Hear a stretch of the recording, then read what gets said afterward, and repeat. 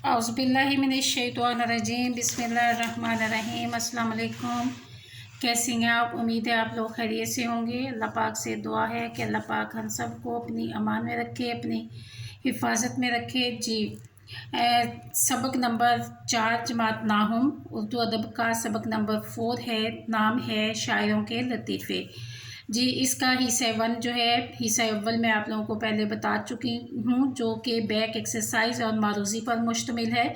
और उसमें मैंने आप लोगों को बताया था कि मारूज़ी को आपने किस तरह से करना है और किस तरह से मारूज़ी में आप पूरे नंबर जो हैं वो हासिल कर सकते हैं। और आज मैं आप लोगों को उस सबक नंबर 4 का हिस्सा दोम करवाऊँगी, जिसमें मैं आप लोगों को बताऊँगी कि ख़ुलासा आपने कैसे लिखना है और ख़ुलासे में लिखते हुए आपने किन किन उसूलों को मद्देनज़र रखना है। और इसके अलावा ख़ुलासे में क्या क्या ऐसे अहम पॉइंट्स हैं जिनको ज़हन में रखते हुए जब आप ख़ुलासा लिखेंगे तो इंशाल्लाह आप 5 में से 4 नंबर जो है वो आराम से हासिल कर सकेंगे। जी, पहला जो उसूल मेरा है वो मैं आपको बताती चलूँ कि सबसे पहले आपने सबक को, ख़ुलासे को याद करने के लिए सबक को आपने शुरू से लेकर आखिर तक 3-4 दफ़ा केयरफुली पढ़ना है, ध्यान से उसकी रीडिंग करनी है और उसको ज़हन में बिठाते जाना है। फिर उसके बाद उसी सबक को आपने अपने दिमाग में, ज़हन में आपने दोहराना है। और उसके बाद आप देखेंगे कि आपको जब आप ज़हन में खामोशी के साथ दिमाग में उसको दोहराएंगे तो आपको जो ख़ुलासा याद करने में आसानी हो जाएगी।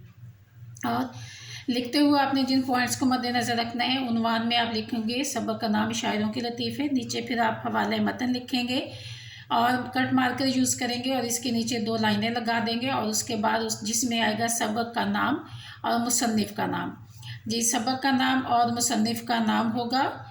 और ये देखें कि सबक का नाम जो है शायरों के लतीफ़े है, इन्वर्टेड कॉमास, और मुसन्निफ़ का नाम है मौलाना मोहम्मद हुसैन आज़ाद।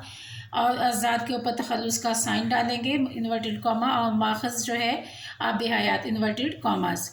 और उसके बाद यह ख़ुलासा, देखिए ख़ुलासे को आप लोगों ने बिल्कुल वैसे ही लिखना है जैसे कि उसमें पॉइंट्स दिए हुए हैं, सबक में दिए हुए हैं, बिल्कुल उसको वैसे ही लिखेंगे। नंबर 1 में देखें, एक दिन मीर और मिर्ज़ा के कलाम पर दो शख्सों के दरमियान झगड़ा हुआ तो उनके मुर्शद ख्वाजा बासित ने कहा कि दोनों के कलाम में आह और वाह का फ़र्क है। आप देखें, आह और वाह को मार्कर से इन्वर्टेड कॉमास में लिखा गया है।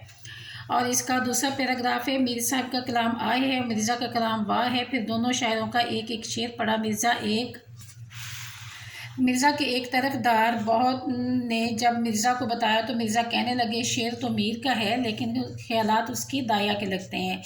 दाया मीन्स होता है जो आपकी परवरिश करती है, आपकी देखभाल करती है, उसको दाया कहा जाता है। तो यहाँ पे उन्होंने उनसे तशबीह दी है। और नंबर 2 में देखें, एक मुशायरे में एक 12-13 साल के लड़के ने गज़ल पढ़ी और उसका मतलब कुछ यूँ था, दिल के भभोले जल उठे सीने के दाग से, इस घर को आग लग गई घर के चिराग से।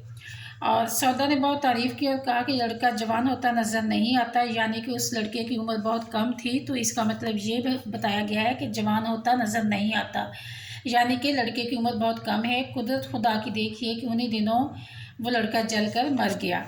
और नंबर 3 में देखें, एक दिन जुरत बैठे हुए थे कि इंशाअल्लाह खान आए और पूछे आप किस सोच में बैठे हैं। जुरत बोले, एक मिसरा ज़हन में है लेकिन दूसरा अभी सूझा नहीं। इंशा के इसरार पर जुरत ने मिसरा सुनाया, इस जुल्फ़ पे फबती शबे दजूर की सूझी। और उसके बाद देखें कि क्या होता है।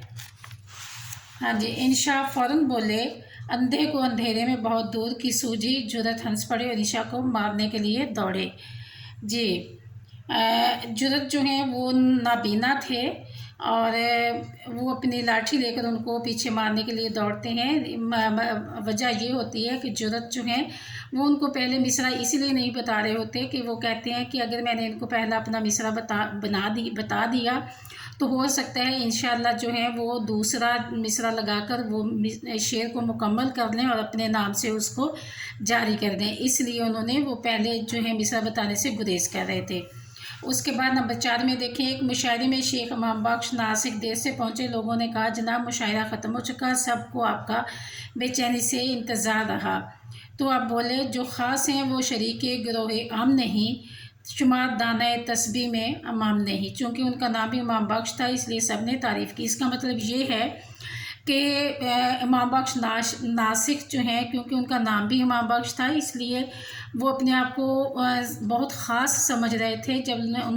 جب لوگوں نے کہا کہ آپ کو سب آپ سے ملنا چاہتے تھے، آپ کا انتظار تھا، تو انہوں نے یہ شعر پڑھ کر پھر اپنی اہمیت بتائی تھی کہ جب ایک جو بڑا دانہ یعنی کہ تسبیح میں ہوتا ہے امام، اس کی ایک اپنی ویلیو ہوتی ہے، تو اس کے بغیر تسبیح جو ہے وہ مکمل نہیں ہوتی۔ تو اسی طرح سے میں بھی محفل میں شریک نہیں تھا، تو محفل جو ہے میرے بغیر کیسے مکمل ہو سکتی تھی۔ جی اس کے بعد ہے نمبر 5، خواجہ حیدر علی آتش کے ایک شاگرد اکثر بے روزگاری کی شکایت کرتے تھے اور کہتے کہ تھے میں کسی دوسرے شہر چلا جاؤں گا۔ ایک دن استاد کے پاس آئے، کہا کہ میں بنارس جا رہا ہوں، اگر کوئی فرمائش ہو تو بتائیں۔ استاد نے کہا وہاں کے خدا کو میرا سلام دینا۔ شاگرد بولا کہ یہاں اور وہاں کا خدا تو ایک ہی ہے۔ استاد نے کہا اگر اچھے ہر جگہ ایک ہی خدا ہے تو پھر خدا تمہیں یہاں بھی دے دے گا جو تمہیں وہاں دے گا، اس کے لیے شہر کیوں چھوڑتے ہو؟ یہ سن کر شاگرد نے جانے کا ارادہ ملتوی کر دیا۔ جی اب اس کا مطلب یہ ہے کہ اس میں یہ بتانے کی کوشش کی گئی ہے کہ خدا پر یقین جب ہوتا ہے، اللہ تعالیٰ کی ذات تو ایک ہے، انسان کے نصیب کا جو رزق ہوتا ہے وہ انسان کو جس جگہ بھی ہو اس کو وہاں پہ وہ مل جاتا ہے، تو اس لیے ہمیں دوسرے ملک یا دوسرے شہر جانے کی کوشش نہیں کرنی چاہیے کہ وہاں جو ہے رزق زیادہ ملے گا، جو قسمت میں ہے وہ ہر جگہ مل کے ہی رہنا ہوتا ہے۔ جی اس کے بعد ایک دن دربار میں ابراہیم ذوق حاضر تھے، ایک مرشد زادہ کسی کا پیغام لے کر آیا اور آہستہ آہستہ بادشاہ کے کان میں کچھ کہا اور چلا گیا۔ حکیم احسن اللہ خان نے صاحب عالم سے کہا اس قدر جلدی آنا جلدی جانا کیا معنی رکھتا ہے؟ تو صاحب عالم نے کہا اپنی خوشی سے آئے نہ اپنی خوشی چلے۔ بادشاہ نے استاد کی طرف دیکھ کر کہا دیکھیں کیا مصرع ہوا ہے؟ استاد فوراً بولے لائی حیات آئے قضا لے چلی چلے، اپنی خوشی سے آئے نہ اپنی خوشی چلے۔ جی اس کے بعد ہے آخری جو اس کا پوائنٹ ہے نمبر 7، ایک شخص نے غالب سے کہا کہ آپ کی کتاب قاطع برہان کے بارے میں لوگوں نے بہت زبان درازیاں کی ہیں، یہ مرزا غالب کی بہت ہی اہم اور آخری کتاب ہے جو کہ بہت زبردست ان کی تصنیف ہے۔ تو انہوں نے کہا کہ بہت زبان درازیاں کی ہیں یعنی کہ بہت ہی اس پر نکتہ چینیاں کی ہیں، آپ انہیں جواب کیوں نہیں دیتے؟ تو مرزا صاحب بولے اگر کوئی گدھا تمہیں لات مارے تو تم اس کا کیا جواب دو گے؟ جی یہ آپ کا سبق تھا، اس کا خلاصہ تھا، اس کا خلاصہ آپ نے کس طرح سے لکھنا ہے یہ میں نے آپ لوگوں کو بتا دیا ہے۔ اور جب آپ کا ایک سوال ایک مکمل ہو جاتا ہے یا خلاصہ ہے، کوسچن آنسر ہے، اقتباس کی تشریح کچھ بھی ہے، مکمل ہو جائے تو اس کے بعد اینڈنگ لائن جو ہے وہ لگانا ضروری ہوتا ہے اس طرح سے، ٹھیک ہے۔ انشاءاللہ اسٹوڈنٹس آپ ان چیزوں کو فالو کریں گے تو آپ لوگ انشاءاللہ بہت اچھے نمبر حاصل کریں گے۔ اوکے اللہ حافظ۔